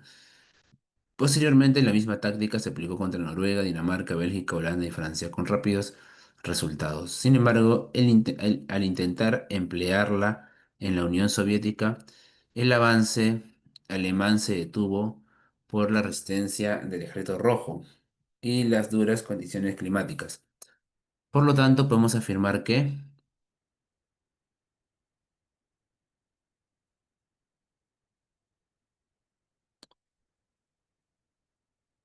claro, muy bien. Ujú. La efectividad de la guerra relámpago dependía de la rapidez y la sorpresa inicial, pues claro, ese era el camino, ¿no? Claro, es más, ¿no? Recuerda de que, chicos, recuerda que la Unión Soviética y la Alemania nazi transan, ¿no? Transan un acuerdo, ¿no? El acuerdo Ribbentrop-Molotov, ¿no? Un acuerdo por el cual ellos juran ellos juran no atacarse, ¿no? O prometen no atacarse, ¿no? Y claro, los nazis lo rompen cuando se dan cuenta de que lo que ellos habían hecho, el Blitzkrieg, había tenido éxito, ¿no? Claro, el pacto de no agresión, Ribbentrop-Molotov, claro. Entonces ellos agarran y consideran, ¿no? De que los alemanes consideran que la guerra ha sido exitosa y que por ende, pues, ¿no? Va a resultar positivo eso, ¿no? Y rompen su alianza y van a pelear, pues, ¿no? Bien, muchachos. Ujú. Así que la clave aquí es la C, efectivamente. 22. Luego de la Segunda Guerra Mundial, numerosos territorios de Asia y África iniciaron procesos de independencia. Eso se llama la descolonización del siglo XX. Estos movimientos estuvieron impulsados por el debilitamiento de las potencias coloniales europeas, sobre todo Inglaterra y Francia, y el apoyo de organismos internacionales y el apoyo de organismos internacionales y el auge del nacionalismo en las colonias. Determina el valor de verdad de los siguientes enunciados. Uno, la India fue la pionera en independencia de Asia. Sí, ¿no? No sé si te acordarás, pero aquí aparece la figura de Gandhi, ¿no? Gandhi y su política de no agresión, ¿no? Indochina se independizó con el apoyo de la Unión Soviética, verdadero, ¿no? Por eso que Indochina se divide en cuatro sectores: Laos, Camboya, Vietnam del Norte y Vietnam del Sur.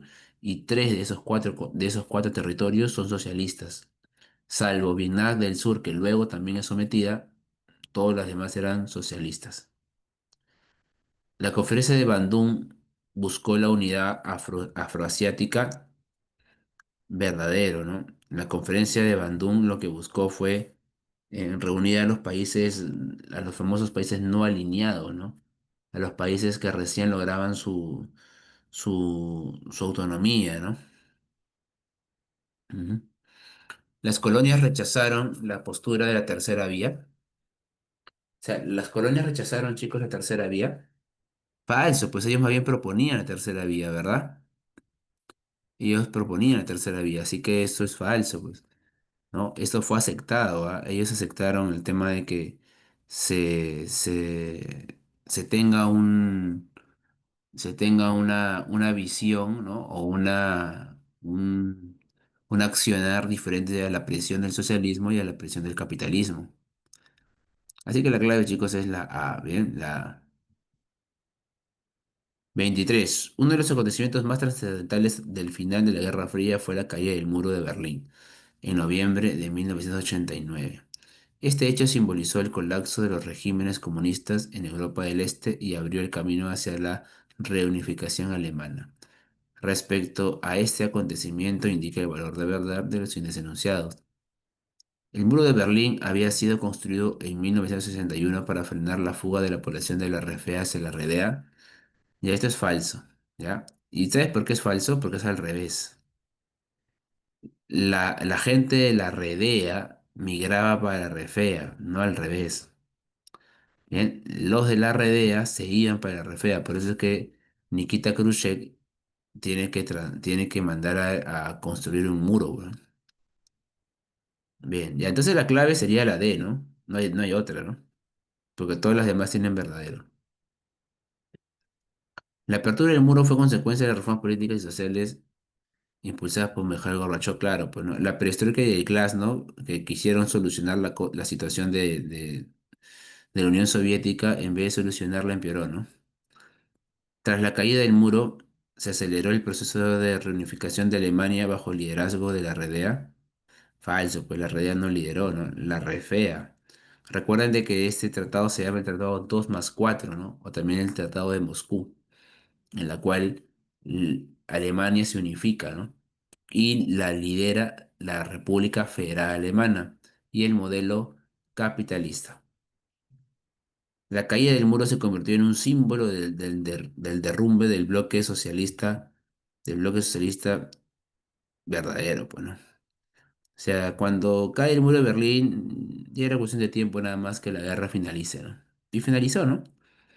Finalizó, al final fue derrotada la Unión Soviética, ¿no? Se desintegró, ¿no?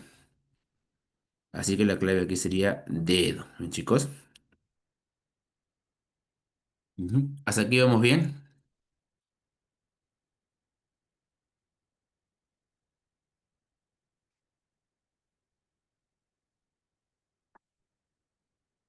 Muy bien.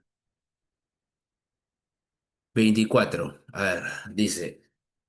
A finales de la década de 1980, los países del bloque socialista en Europa Occidental comenzaron a experimentar profundos cambios políticos y sociales impulsados por demandas de mayor autonomía, democracia y respeto a la identidad nacional. El colapso del bloque liderado por la Unión Soviética y la posterior desintegración de la URSS fueron en gran medida consecuencia de... Ya, primero que nada fueron consecuencias de las reformas de Gorbachov, ¿no?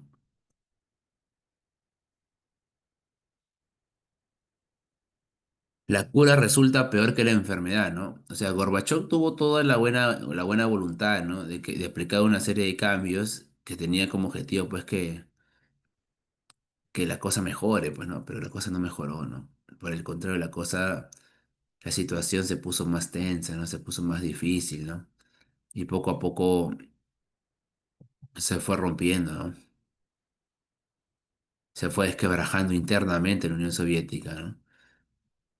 Y esto trajo consigo, pues, que para los primeros años de los 90 ya todo estaba consumado, ¿no? Sí, claro, al final fracasa, ¿no?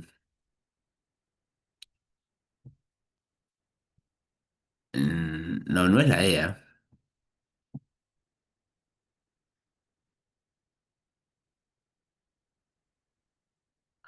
Claro, o sea, ¿por qué se rompe la Unión Soviética? No por la disolución de la Comecon, porque eso después de que se desintegra ya. Claro, pues. O sea, en realidad se rompe la Unión Soviética porque empiezan a separarse de la Unión Soviética. Empiezan a querer romper con la Unión Soviética. Los primeros países que rompen son Lituania, Letonia, Estonia, ¿no? Países que veían, ¿no?, que la situación de la Unión Soviética era negativa y por ende querían zafarse de ella, ¿no? Y en el año 91 ellos se separan, ¿no? Son los primeros movimientos nacionalistas que tienen éxito. Se separan de la Unión Soviética y terminan pues ya dando el primer empujón a que esto pintara para mal, ¿no? Para el año 91 ya la Unión Soviética se desintegra completamente, ¿no? Ujú. Ahora, la pregunta que te hago es la siguiente: ¿por qué el socialismo no desapareció si la Unión Soviética cayó? Clase. ¿Por qué el socialismo no desapareció si la Unión Soviética cayó?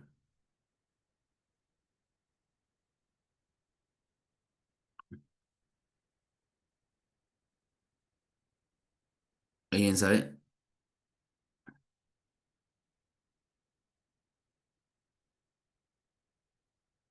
El socialismo, chicos, no cae porque el socialismo cambia su viraje, ¿no?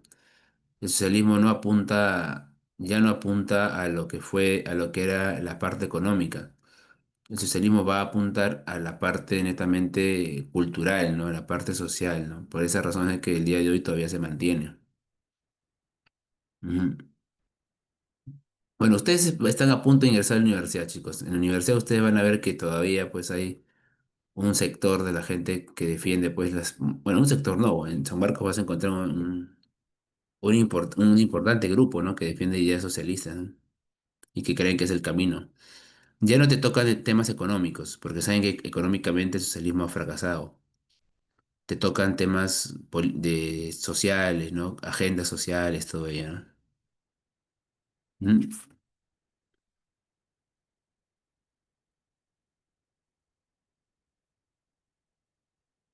Sí, dime, Guillermo.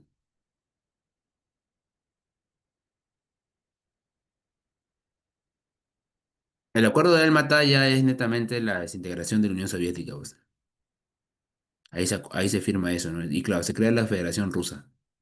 Pero mm, eso es lo que provoca la caída de Rusia, ¿no? Acá te están preguntando por la causa, ¿no? La causa de la desintegración, ¿no? Bien, ¿está claro hasta acá? Bien, claro.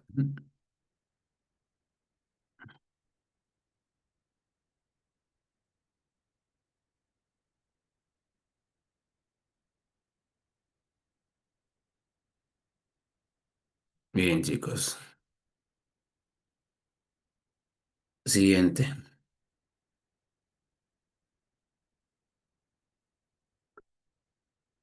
Última pregunta, ¿no?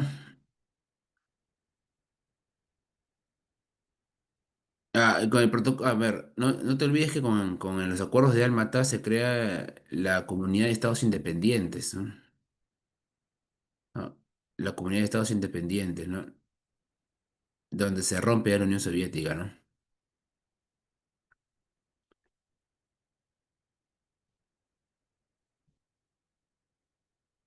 Ujú. Bien.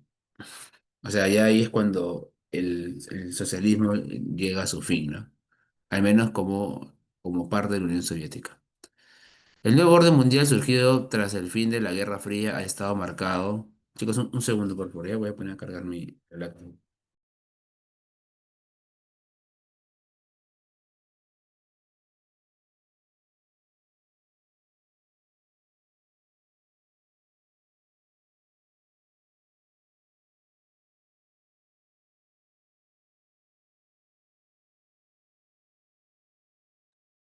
Bien, ahora sí. Ya, el nuevo orden mundial surgió tras el fin de la Guerra Fría, ha estado marcado por el fenómeno de la globalización y sus múltiples consecuencias sociales, culturales y ambientales. Respecto a este proceso, indique el valor de verdad de los siguientes enunciados. La globalización favoreció la interconexión económica, política, cultural, impulsando la idea de aldea global verdadero, pues, ¿no? Hoy estamos unidos gracias a eso, ¿no? A la intención de la aldea global, ¿verdad? Claro, verdadero, ¿no? Recontra verdadero. La multiculturalidad busca reconocer y valorar la diversidad cultural de las sociedades contemporáneas. Claro, ¿no? Verdadero. Ujú. La expansión de las tecnologías de información profundizó la brecha social y tecnológica entre países desarrollados y periféricos, claro, ¿no? Ujú. No todos tienen acceso a los recursos tecnológicos, ¿no? Hoy día, por ejemplo, tú puedes tener acceso a ello, pero eso no quiere decir que todos lo tengan, ¿no? La diplomacia verde se relaciona con acuerdos internacionales para frenar el cambio climático y promover el desarrollo sostenible, claro, ¿no? Es la diplomacia sabia, ¿no? Verde, ¿no? La idea del desarrollo sostenible, ¿no? De tener una idea de utilizar los recursos, pero cuidándolos, ¿no? Protegiéndolos, ¿no? Sin necesidad de depredarlos completamente para las siguientes generaciones, ¿no? Bien. La globalización también ha generado una creciente uniformización de la cultura, difundiendo patrones de consumo y estilos de vida occidentales.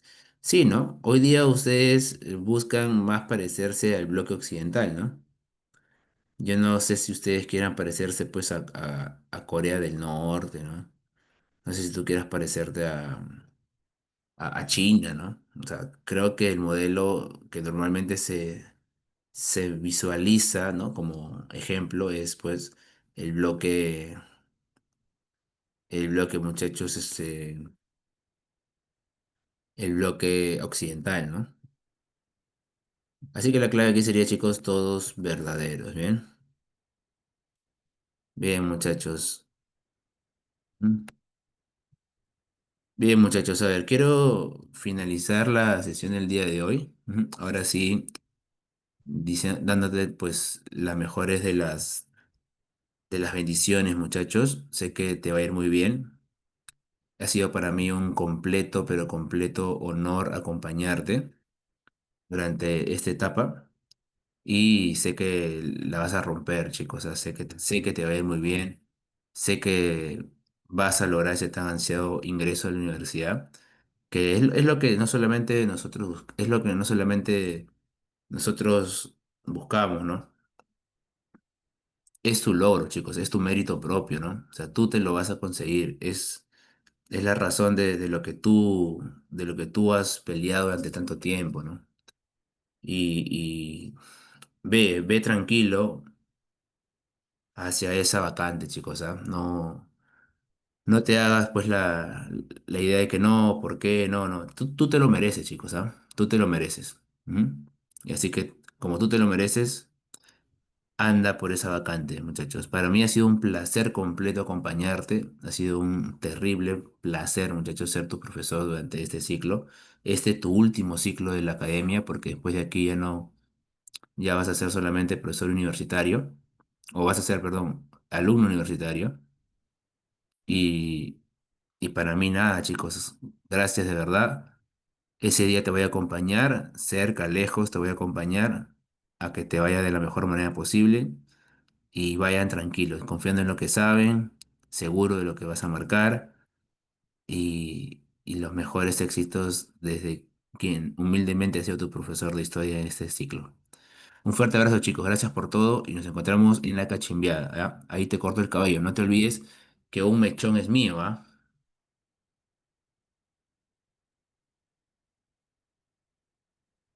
Bien, chicos, ha sido para mí un súper placer. Un mechón es mío, así que ponle mi nombre, ¿ah?